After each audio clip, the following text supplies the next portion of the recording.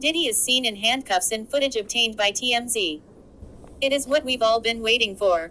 Video of Diddy's headline-making arrest from earlier this week has surfaced. TMZ obtained footage of the rapper and producer in a Manhattan hotel lobby, capturing what may be one of Diddy's last free moments for quite some time. The footage shows Diddy, in a black trench coat, entering the Park Hyatt Hotel in New York City alongside other men. As he enters the property, however, law enforcement immediately separates him from his crew, who didn't look too surprised at all. Later in the footage, Diddy is seen in with his hands cuffed behind his back, escorted through the hotel hallway into an elevator. In the final shots of the footage, we see law enforcement escorting a handcuffed Diddy through the hotel lobby once again. Per TMZ, Diddy had been in New York City for a reason, allegedly planning to surrender on Tuesday, but the federal agents arrived on Monday to arrest him. The video clearly shows Diddy, clad in a black trench coat, walking into the Park Hyatt New York Hotel in Midtown Manhattan with his crew of several men, but the moment he enters the lobby, law enforcement pounces, stops the mogul and separates him from his friends. You can see from Diddy's team's reaction, they're unsure of what's happening, walking around the hotel lobby in shock as the rapper's taken away. Next, they march him through the lobby and out the front door of the hotel in clear view of NYC pedestrians on the sidewalk. Remember, he'd come to NYC in anticipation of the indictment, and we know he was planning to surrender on Tuesday, but, instead, the feds showed up Monday night to make this arrest.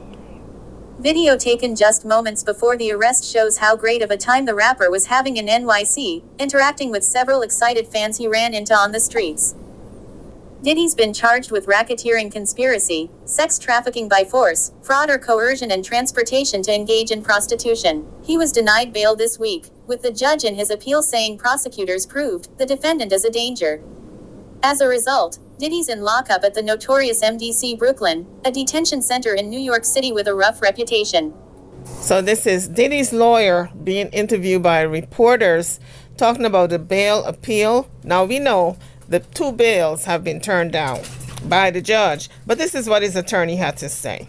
So this was the first step. We have a bail appeal scheduled for tomorrow at 3:30 in front of Judge Carter, the district judge assigned to this case. I think that we made the points that we've been wanting to make. I think he came out. Mr. Combs is a fighter. He's going to fight this to the end. He's innocent. He came to New York to establish his innocence. He's not afraid. He's not afraid of the charges. There's nothing that the government said in their presentation today that changes anyone's mind about anything. He's been looking forward to this day. He's been looking forward to clearing his name, and he's going to clear his name. And we're going to stand by his side as he does. We believe in him wholeheartedly. He didn't do these things. This was a 10-year relationship. There's no coercion. There's no crime. There's basically just, someone who brought a civil case and now is finding themselves as a witness in a criminal case. And we're going to fight this case with everything we have, as is he.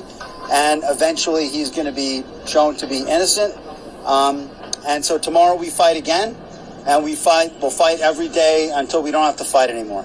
He was going to stay as long as he needed to stay. It ends up being only 12 days. That's fine. That's what the government wanted to do. The government didn't want him to turn himself in. He came here to turn himself in. Why doesn't the government want him to turn himself in? Because then they can't ask for detention.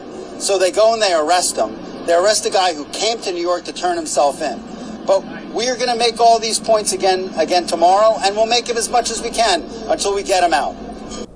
As stated earlier this week, Diddy's lawyer Mark Agnifilo reiterated how disappointed Diddy is with the decision to pursue what we believe is an unjust prosecution of Mr. Combs by the U.S. Attorney's Office.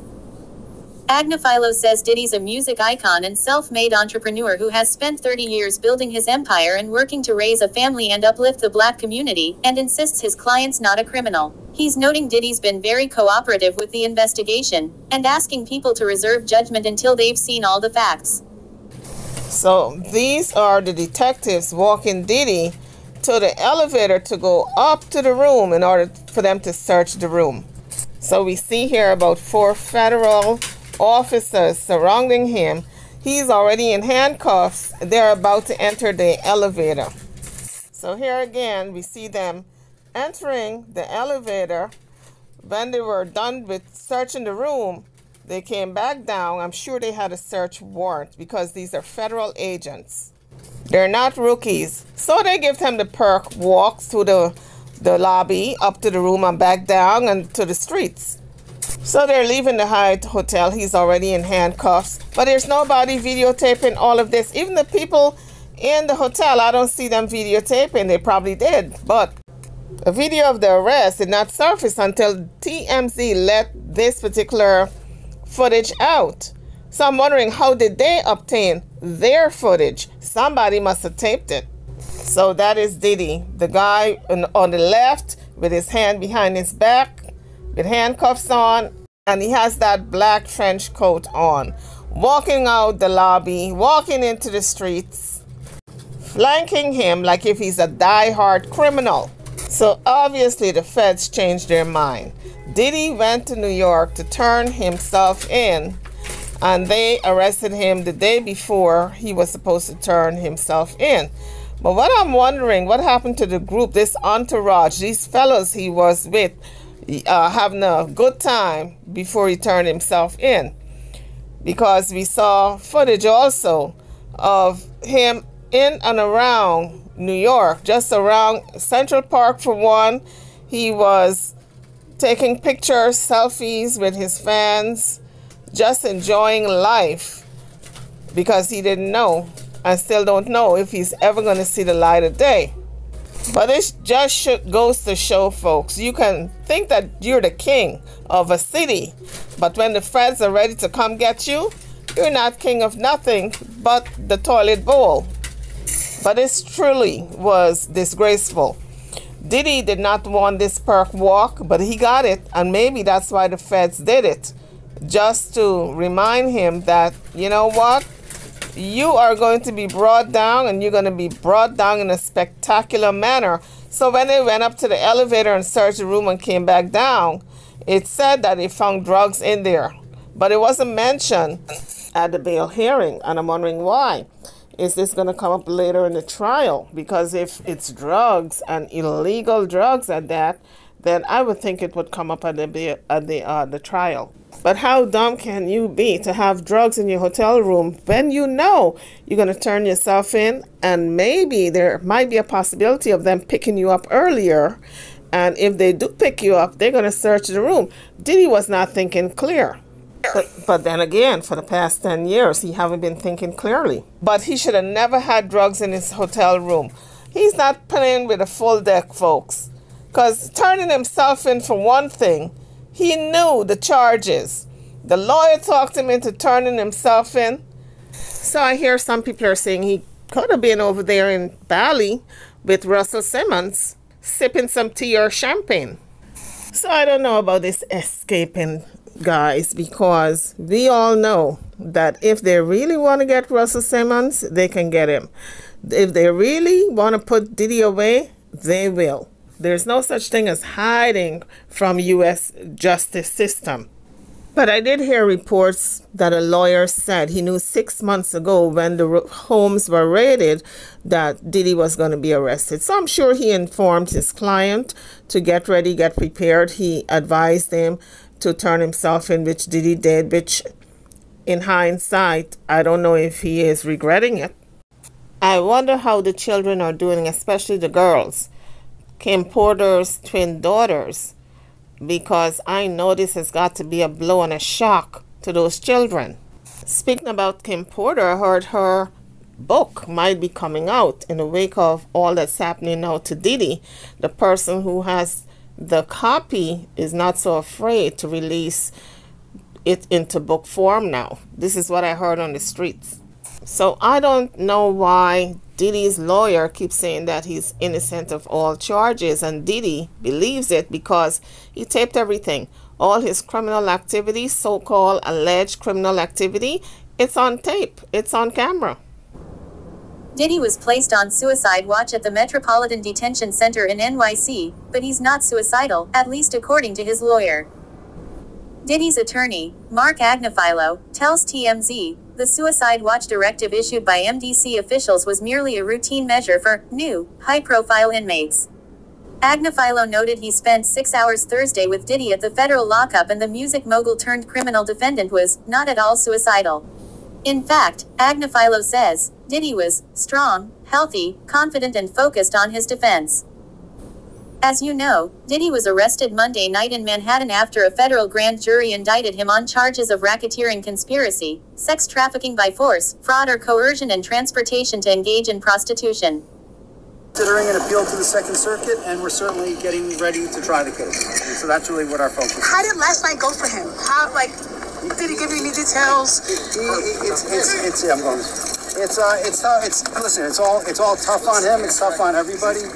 Yeah. And, I expect that he's going to have to reach deep inside and find the resolve to go on and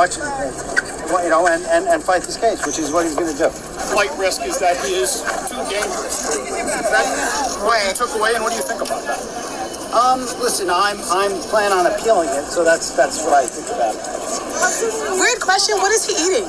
Have you heard anything about the food that they're serving him in here? The treatment? I don't think the fruit's very good. He eats a lot of fruit. He's actually a very healthy eater. How's his sons doing? They're doing okay. I think they're disappointed. Right. Do you think there's some bias with his bail getting denied, but Donald Trump is being convicted of numerous felonies, but Trump is running for president and he's free? Do you think there's some bias there?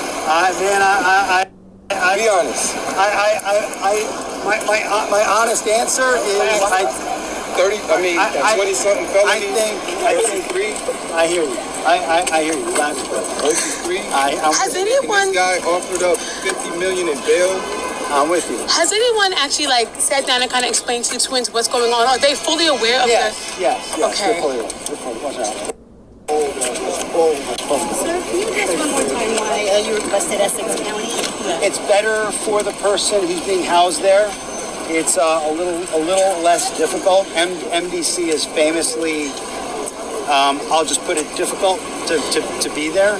You mean conditions-wise? Conditions-wise. Maybe with the other inmates and maybe the way that the COs are, or?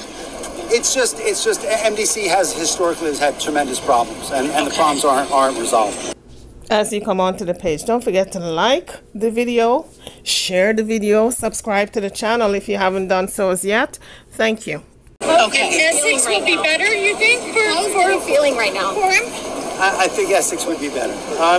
He's focused on his defense. He's focused on his defense. He can be in a bad situation. That's true. What did he say to you when this happened? Did he say anything to you?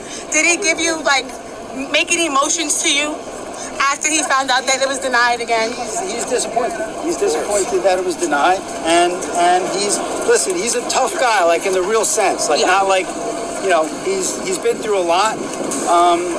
And he is resolved to keep defending himself. He's not broken. Mark, can I ask you a quick question? Are you planning on filing any motions immediately to try and raise this issue again and getting home? We are. That's under serious consideration, and we're going to talk to him about that probably tomorrow, and that is certainly a possibility. And how soon could that happen? It could happen in a matter of days or a week or 2 weeks at the most. At the last bail hearing, Agnifilo asked the court to transfer Diddy to the Essex County Correctional Facility in Newark, New Jersey. The matter is currently under review. Diddy should watch his back in prison, cause a former warden at the facility he's in says there are a whole lot of inmates who would see him as a badge of honor. As you know, Diddy's currently being held in MDC Brooklyn, a notorious federal detention facility in NYC, without bail. Sources with direct knowledge tell us Diddy's being held in the special housing unit, away from the general population. Cameron Lindsay, former warden of MDC Brooklyn, tells TMZ Diddy's location in the SHU makes sense because he's a target behind bars, with his celebrity status and the nature of the allegations against him potentially bringing him unwanted attention from other inmates. In fact, Lindsay claims some would consider giving the mogul a badge of honor, so prison officials want to minimize access to the star. In the SHU, Lindsay says Diddy's lifestyle will be heavily regimented, with just 1 hour of rec time per day and 3 showers a week. We're told family and friends will be allowed to visit periodically, while his lawyers will have more access to work on his case. A day in the life of Diddy. Cameron says he will receive a 6 a.m. wake-up call, at which time he will need to make his bed, mop the floor, and generally keep his cell clean. We're told he'll receive 3 meals per day, adding up to 1,800 calories daily, all of which will be prepared early and will wait in a warming box for them to be given to him since he's not in general population, meaning the lackluster prison food won't be particularly fresh when he receives it. Diddy has access to a commissary where he can buy smaller goods, like candy, coffee, tea, cheese, and also larger items like sweatpants, sneakers, and a radio. James Calsoros, attorney to the rapper Casanova, who spent time at MDC Brooklyn before he was sentenced to 188 months last year for racketeering, tells TMZ conditions in the prison are even more dire than they sound. Calsoros says regular fights and assaults break out in the prison itself, and, in the SHU, he says, Diddy will have a very limited amount of access to the library and the phone. JK says it's harder for visitors to come and see people in the SHU because it takes a long time to get up to the SHU, and the prison doesn't allocate more time. So, even with regular visitation, Diddy will still likely not see much of his family. All in all, it sounds like Diddy will be living a pretty isolated life, unless he's allowed out on bail soon. As you leave the page, don't forget to hit the like bell and subscribe to the channel. Thanks for watching.